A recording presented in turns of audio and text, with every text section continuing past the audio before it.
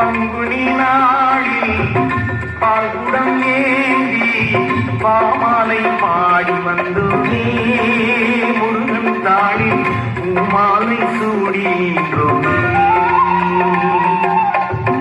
பங்குனி நாளில் பால்குடம் ஏந்தி பாமாலை பாடி வந்தோமே முருகன் தாளில் பூமாலை சூடி நின்றோமே.